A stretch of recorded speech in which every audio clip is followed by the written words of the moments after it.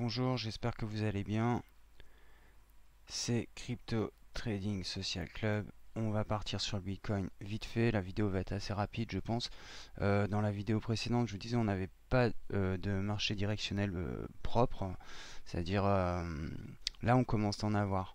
C'est-à-dire qu'on n'était ni à la baisse ni à la hausse. Évidemment, on a eu ce mouvement de baisse qui redescendait à des niveaux un peu étranges. En fait, ensuite, c'est redescendu sur les 6008. Bon, ça, c'est pas mal. Je pense que là maintenant, ce qu'on peut s'attendre, c'est tout simplement à faire une espèce de triangle, venir toucher entre 6008 et 6009 et puis hop, partir vers le haut ou évidemment casser vers la baisse. Bon, moi je prendrais pas de trade à la baisse si on part dans cette direction là. Pourquoi? Parce qu'au niveau risque-rendement c'est pas très intéressant. On a un très gros support ici, donc ça risque juste de tomber, de rebondir ici. Moi je vais plutôt chercher à jouer à la hausse. Et ce qui va m'intéresser, c'est de rentrer ici, parce que là, on va pouvoir faire 5 belles vagues. Pardon. Au final, ce qu'on a fait ici, eh bien, c'est très intéressant, parce que ça nous donne un graphique qui est encore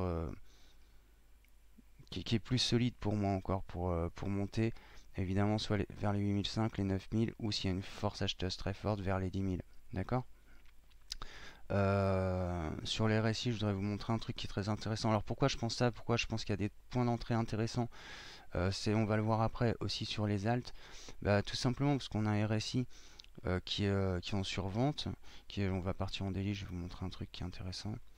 Euh, Toujours avec cette divergence, hein, baissière cachée, mais en tout cas, ici, ce qu'on voit, c'est que on a une belle trade line ici, et les prix viennent rebondir dessus.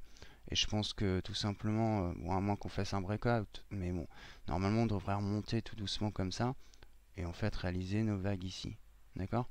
Donc ça peut être assez intéressant à réaliser. Euh, Quand on part en 4 heures ou même en 1 heure, etc., on voit aussi la divergence haussière, ça je vous en avais parlé sur le momentum, sur le CCI aussi, enfin sur d'autres indicateurs. Donc c'est des zones potentielles de rebond. Je pense que les prix cherchés avaient besoin de faire une belle vague pour revenir chercher cette logique de prix ici. Donc normalement, je vous dis, normalement on va travailler un triangle, hein, tranquillement. Et ensuite, hop, rebond. Et puis, tout simplement, on essaiera d'aller chercher au moins les 9000. Je pense que c'est un des gros supports. Donc, c'est le même scénario que la semaine dernière, hein, au final. C'est juste qu'on a enfoncé ici le pullback et qu'on revient définir ici. D'accord? Évidemment, si ça tombe, deux choses. Ça peut venir ici et retomber encore plus bas, évidemment.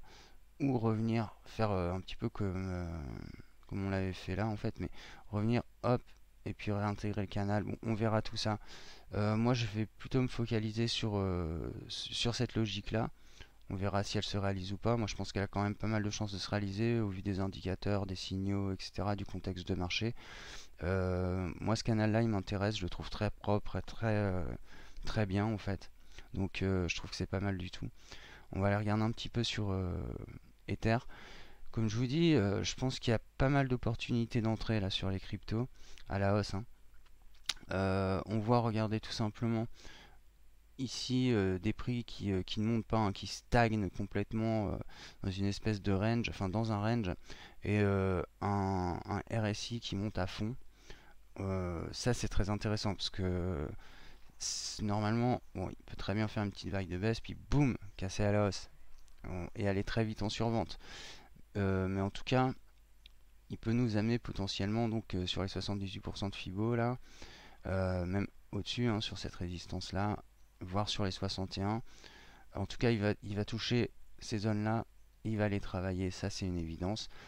Mais on a ce contexte de marché, donc des signaux qui sont plutôt pas mal sur pas mal de cryptos, hein. On peut aller sur Bitcoin Cash, on retrouve encore notre même divergence haussière, on retrouve un petit peu le même contexte, hein, des ranges, des prix qui baissent, EOS par exemple, des prix qui baissent et des RSI qui montent partout, donc pas besoin de les faire, on a les mêmes contextes. Après ça va être à vous de les analyser euh, pour voir quel rebond on peut attendre, hein, évidemment. On a des résistances, on ira rechercher les breakouts, etc., etc. Donc on verra ça dans les prochaines vidéos. En tout cas, je trouve qu'il commence à y avoir des prises d'entrée intéressantes. Tout va dépendre évidemment du Bitcoin si il nous fait son rebond.